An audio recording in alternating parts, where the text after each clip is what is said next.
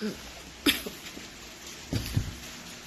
sa inyo mga kaisan, welcome po sa panibagong episode ng channel natin. So ngayon, all about health yung ating pag-uusapan. Ano ba yung tanging paraan para maalis yung amoy sa banyo, sa kitchen, sa kwarto, na natural way, o natural method. So ito yung paraan para matanggal yung mababahong amoy at yung mga bacteria odors, yung mga molds na nag-generate sa banyo. Yung molds yun yung mga itim-itim. Nagpo-produce yun ng sakit pag nalanghap ng tao yung pinakakunya amoy. So ito yung gagawin natin. Ipapakita ko sa inyo. Malaking tulong to. Discuss ko rin sa inyo kung ano yung mga benefits nito.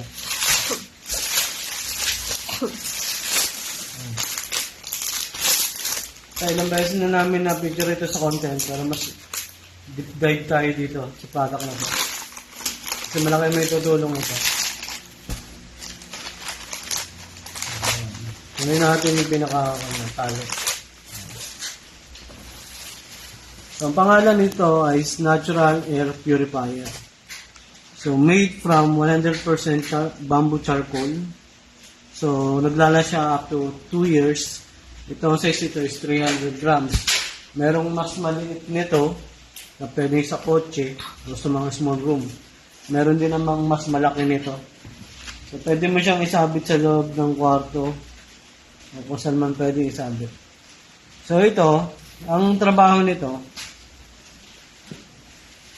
is magtanggal siya ng odor, bacteria, harmful pollutants o allergen. So, ang ginagawa nito is natural absorbs. Na-absorb niya yung mga pollutant o yung mga odor. Siya yung sumisipsip. So, 100% eco-friendly yan kasi bamboo charcoal yan. Fragrance free, wala siyang amoy. Ang trabaho niya is sipsipin o ma-absorb yung mga mababaho o yung mga hindi ka nais-nais na amoy. So, reusable yan. So, ito, meron siyang kailangan mo ring ma-activate siya. So, at least 1 hour every month, isang beses sa isang buwan, mapaarawan siya. Kaya under the sunlight, at least 1 hour. So, yun yung one, para mas maging effective siya. So, kung nakatenga siya sa bahay o sa banyo, matagal, mailabas mo man lang siya at ibilad sa araw ng 1 oras para mas maging okay. So, yun.